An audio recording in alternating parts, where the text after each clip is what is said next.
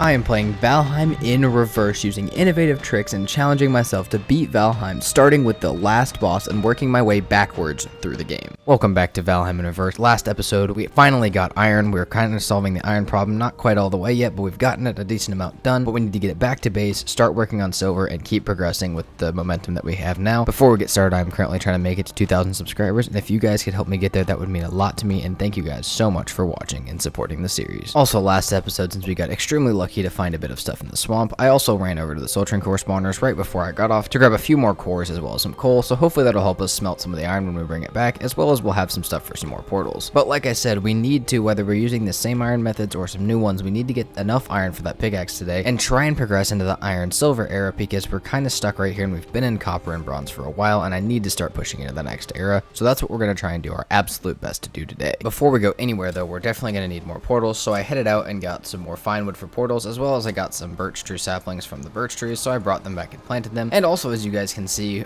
the trees we planted last episode in a little ringer on the base, so that way we could be lazy for getting wood, has grown greatly, and now we can have a ton of wood around our base without going very far. And like I said in the last episode, I'm very used to modded with higher weight and stuff, so it makes it nice because we don't have to walk as far with a ton of wood every time we need it. On top of that, our plants are pretty much ready, so we can start harvesting them, and we should be able to actually make a decent amount of the decent recipes rather than just running around with honey and berries and our food slots. As great as that is, we definitely are going to need more as we progress into these harder biomes. Once we get anything near the mistlands or the plains, we need to be running the absolute top of the line stuff that we can for even a chance of being able to run away from the stuff, let alone take a shot or get hit by anything. So we definitely need all of these plants to keep growing. We need to replant them and keep as many as we can going, because that's going to be ultimately our gateway to survival in these final biomes. And with a little bit of food as well as the stuff for another portal, I headed back to the mountains, but not to stay on the same mountain that we were on last episode. There's one clearly across the water, and the mountains have been doing us pretty good, as well as we've been getting ingots, so we don't even have to smelt it once we bring it back. And also, this mountain across the water seems to be a bit closer to our base from this one, so we can kind of just catch it on our way back. The iron's already in the boat from last episode,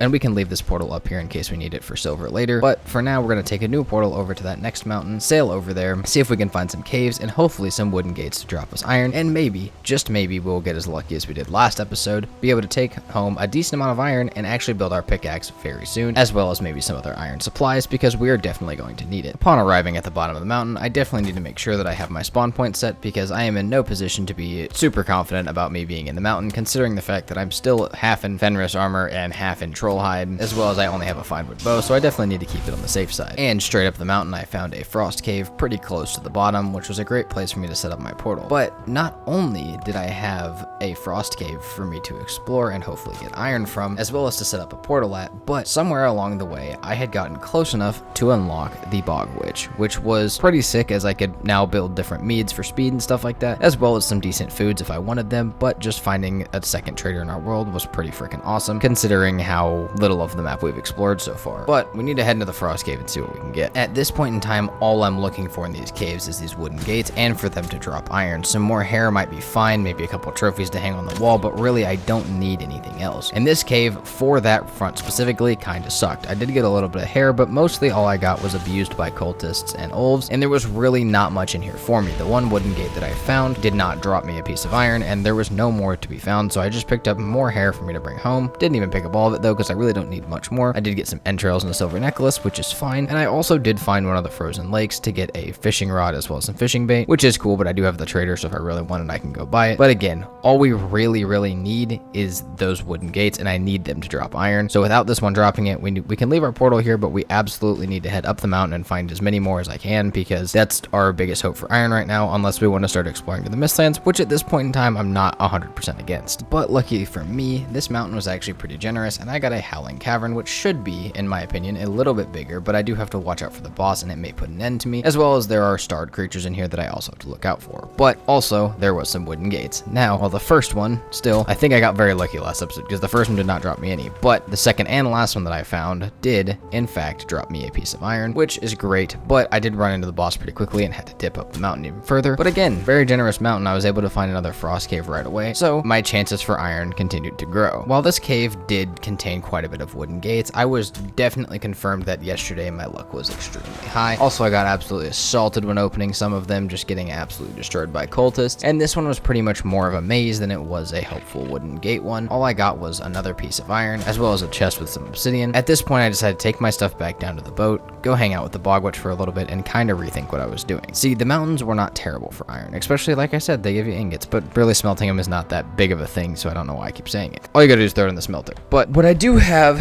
is I have one more mountain on the map that I can think of that I should go to. And the reason I'm going to go to this one is because if I don't like the outcome of this one, like I haven't on the last one, there's a Mistlands right there. So we can go try the Secret Soldier thing again. I'm pretty sure it will be better, but it just is going to lead to a lot of deaths, and it could be really annoying if I get my stuff stuck in there, and it could lead to me having to pretty much restart and lose my body. So I have to be knowing of that risk before I take it. But I can try that mountain out. If I don't like it, we'll already have a portal to Mistlands, and we can go test out that strategy as well. So we're going to head over there and try that out. But before I left this mountain, I did find one more frost cave that I decided to run, and I got disappointed a little bit more. I pretty much just got a bunch of wolf fangs, red jute, and some more Fenris hair, which I really do not need any more of, and I did not get a single piece of iron from it. However, it was nighttime when I came out, and I decided to go stop by the swamp just in case I could get lucky like I did yesterday. And while I didn't get lucky in the same way, I did get an oozer to drop a piece of iron, which was extremely helpful because that's one of the other methods that I've been talking about, and at least getting to see it work once was kind of cool because it is another way to get iron. So when I bring those ingots back from the mountains, I can also come by and grab the scrap iron I mined yesterday, as well as some of the stuff I'm getting from oozers, so that way I can have a decent amount when they're combined, and maybe I'll come check out the swamp at night a few more times to see if I can find some more. And after my tiny little swamp victory with another piece of iron, I went and grabbed the boat and headed down towards where I knew there was Mistlands and another mountain, but it was pretty uneventful. The only eventful part was the fact that I was going to have to try and successfully land on the plains as my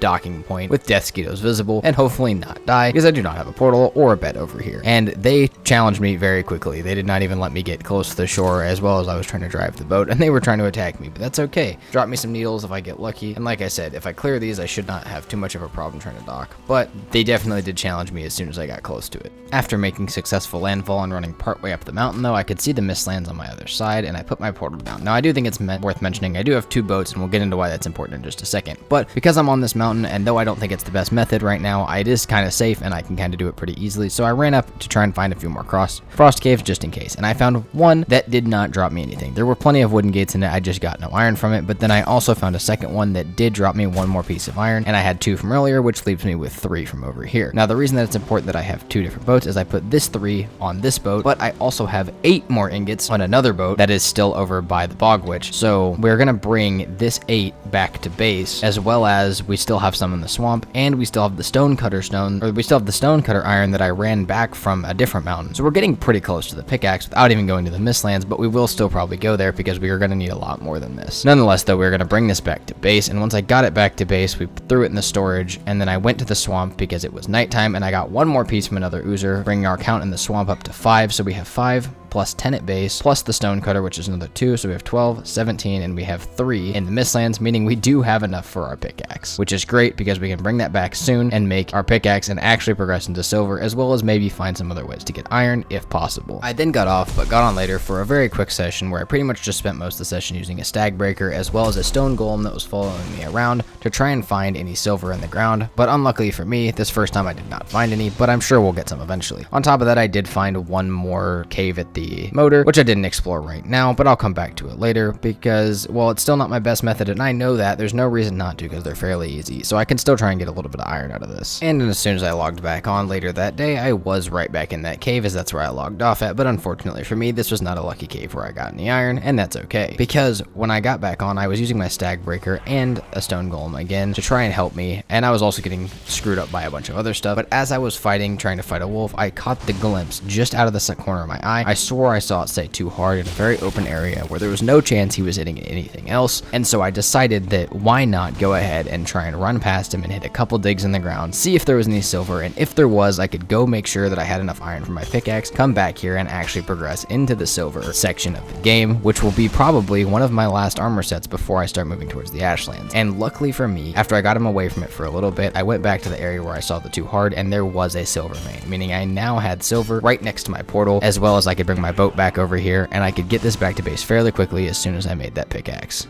Also, while running around the mountain for that long with that golem chasing me, it killed enough wolves for me to be able to upgrade my coat one more time to a level 3, giving us even more armor and even more survivability. Also, while I was back at base, all of my stuff was ready to harvest, so I figured, why not go ahead, pick it up, get as many seeds and stuff as I could, and then also replant as much as I could, because as I mentioned, I need as much of that good food as I can get. I then ran over and moved my portal a lot closer to the Mistlands, renamed it, and in the meantime, I had made a Ratask mead, which means I was able to get through the Mistlands a lot quicker, able to run a lot faster, and hence why I really wanted the Bog Witch, because this made a lot of stuff a lot easier in the Mistlands. Right away, the first structure I found was an infested mine, which, while I really can't do that right now, I'm a lot closer than a lot of you guys may think to dipping into this kind of stuff, because as soon as I get the iron, I need to get black cores for my Arbalist and my Crom, because that's going to be the weapons that protect me all the way into the end of the game. I also was able to mark out a lot of friendly diverger structures, as well as run around and put my portal down right above one of them. I also ran as far as I could and found as many and marked out as many swords as I could, because those are what we're going to drop the iron. The swords in the battlefields are what drops the iron, and after a few nights in the Mistlands, I found a Seeker Soldier right next to one,